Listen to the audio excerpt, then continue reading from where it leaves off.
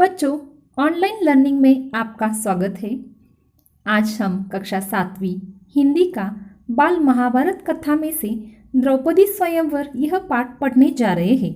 इसके पिछली वीडियोस में हमने पांडवों की रक्षा यहाँ तक पाठ समझ लिए हैं। जिसने भी नहीं देखे हो आप देख सकते हो। तो चलो आज देखते हैं द्रौपदी स्वयंवर। तो बच्चों, स्वयंवर का अर्थ पहले जान लेना बहुत ज़रूरी है। स्वयंवर यानी स्वयं पति को चुन लेना। प्राचीन काल में जो राजा होते थे उनकी जो राजकन्याएं होती थी वो जब विवाह योग्य हो जाती है तो ऐसे स्वयंवर यानी समारोह का आयोजन किया जाता था। इस समारोह में बहुत सारे शूरवीर राजा शामिल होते थे जो बहुत शक्तिशाली हो और एक प्रतियोगिता रखी जाती थी। उस प्रतियोगिता में जो जीत जाता है उसे वह राजकन्या वरमाला पहनाती थी। तो इसे ही कहते हैं स्वयंवर। तो द्रौपदी का स्वयंवर कैसे हो जाता है इस पाठ से हम समझ लेते हैं।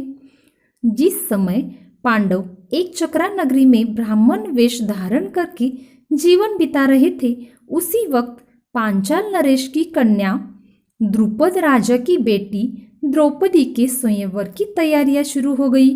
एक चक्रा नगरी के सभी पांडवों का झुंड पांचाल देश की ओर निकल पड़ा।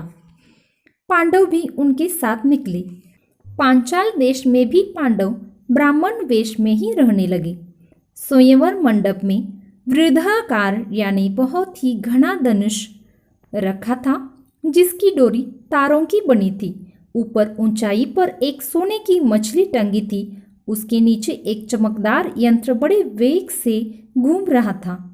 राजा द्रुपद ने घोषणा की, जो राजकुमार पानी में प्रतिबिंब देखकर उस भारी धनुष से मछली को गिरा देगा उसी को द्रौपदी वरमाला पहनाएगी।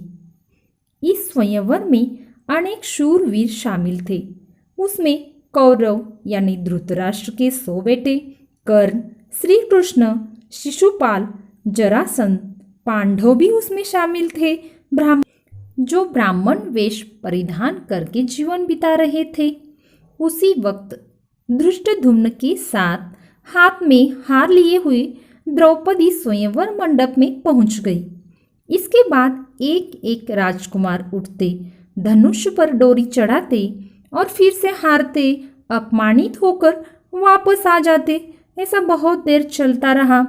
सबने सोच लिया कि इसमें कर्ण तो जीत ही जाएगा, लेकिन वह भी हार गया। इतने में उपस्थित ब्राह्मणों में से एक तरुण उठ खड़ा हो गया। वही कौन था? अर्जुन। सभी लोग आश्चर्य से देखने लगे। अर्जुन ने धनुष पर तीर चढ़ाया और एक के बाद एक 5 बाण छोड़ दिए। मछली निशाने से टूटकर नीचे गिर गई। सभा में कोलाहल मच गया। किसी को मालूम नहीं था ये ब्राह्मण व्यक्ति कौन है। तो राजकुमारी द्रौपदी ने अर्जुन को वरमाला पहनाई। यह समाचार बताने के लिए युधिष्ठिर, नकुल, सहदेव बहुत ही जल्दी माता कुंती के पास पहुंच गए। लेकिन भीम वहीं रुक गया, क्योंकि भीम को लग रहा था कि सभी हारे हुए राजकुमार गुस्से से वह हलचल मचा देंगे, यानी अर्जुन को कुछ बाधा या उससे लड़ेंगे। तो ऐसा ही हो गया। उस वक्त श्री कृष्ण बलराम ने सभी राजाओं को समझाया। जब भीम और अर्जुन द्रौपदी को लेकर कुंती के पास चले गए तो द्रुपद का पुत्र धृष्टद्युम्न चुपके से उसके पीछे पीछे चला जाता है। वह देखता है कि कुटिया में एक तेजस्वी देवी बैठी है और वही समाचार लेकर वह अपने पिताजी यानी द्रुपद राजा के पास आता है और सारी घटना वह अपने पिताजी से बताता है। तब राजा द्रुपद ने पहचाना कि यह जो पवित्र देवी है वही कुंती हो सकती है।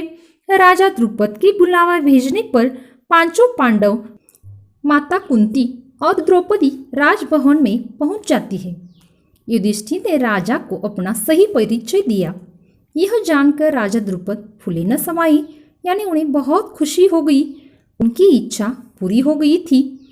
महाबली अर्जुन उनकी बेटी के पति हो गए थे, तो फिर द्रोणाचार्य की शत्रुता की अब द्रुपद को चिंता न रही। माता कुंती की आज्ञा के अनुसार द्रौपदी के साथ पांचों पांडवों का विवाह हो गया। तो बच्चों, आपको द्रौपदी स्वयंवर किसने जीता यह तो समझ में आ चुका होगा। किसने जीता?